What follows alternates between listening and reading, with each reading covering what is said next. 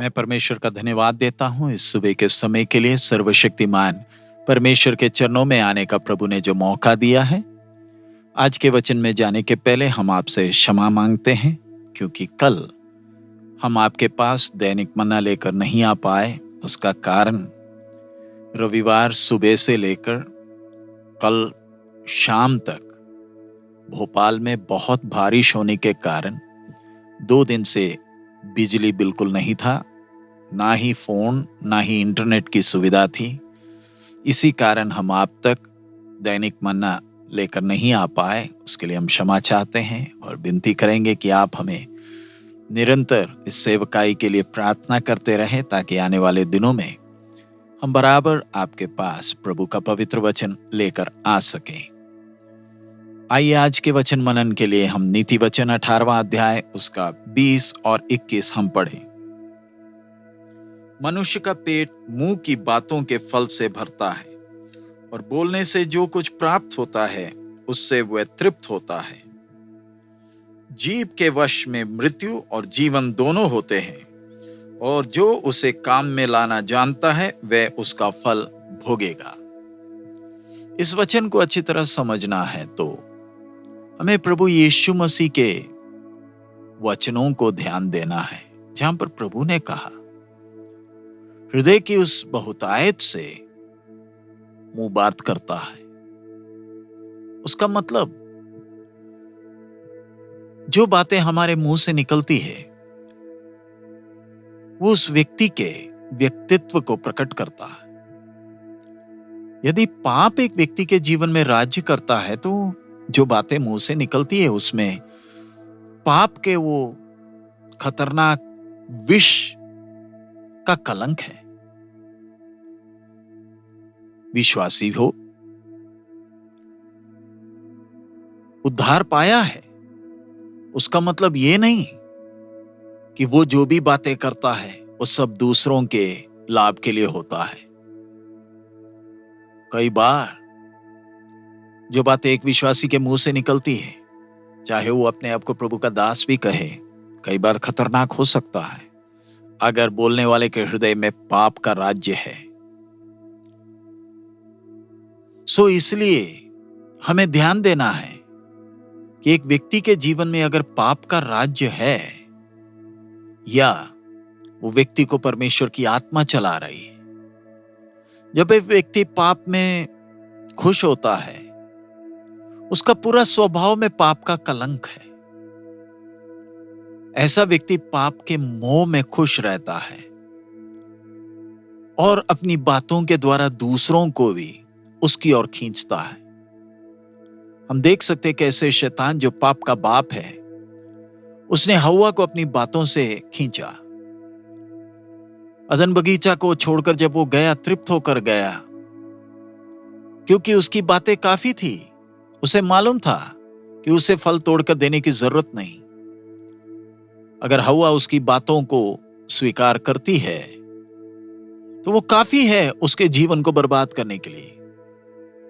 और हम देखते हैं कैसे दुश्मन की बातों ने उनके जीवन में जीवन के जगह मृत्यु को लाया। अच्छा होता अगर वो परमेश्वर के वचनों पर कायम रहते, दृढ़ रहते, क्योंकि उन वचनों ने उन्हें जीवन प्रदान करना था और परमेश्वर के उस कद तक बढ़ने में मदद भी करनी थी।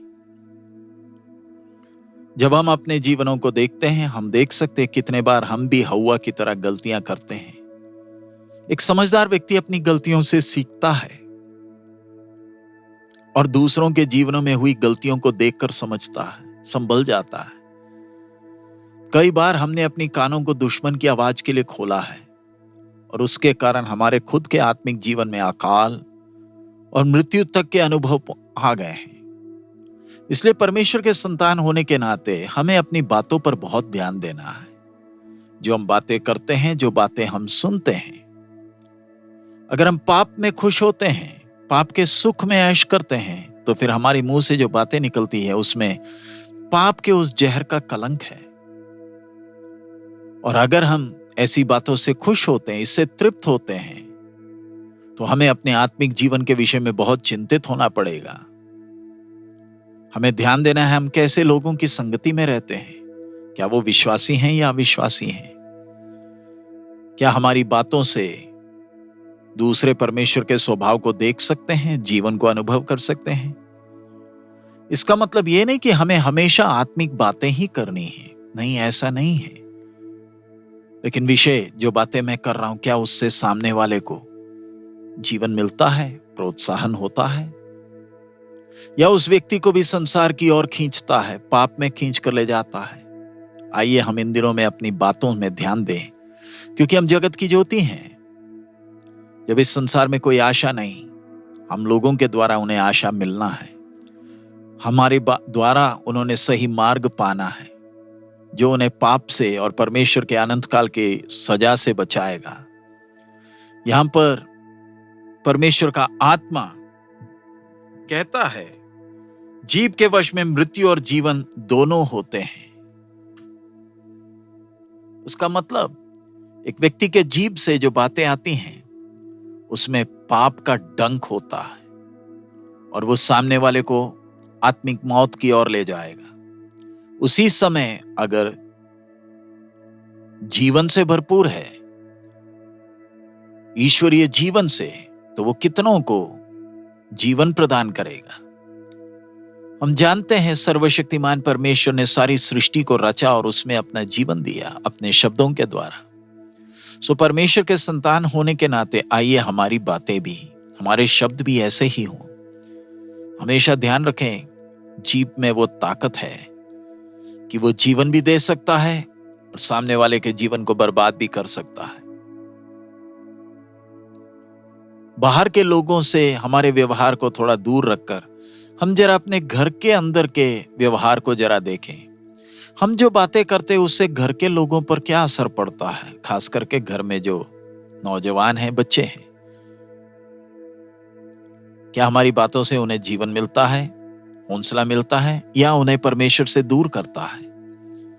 आइए हमारी बातों से घर के लोग भी प्रोत्साहित हो जीवन की यात्रा में, उन्हें तसल्ली और हौसला मिले।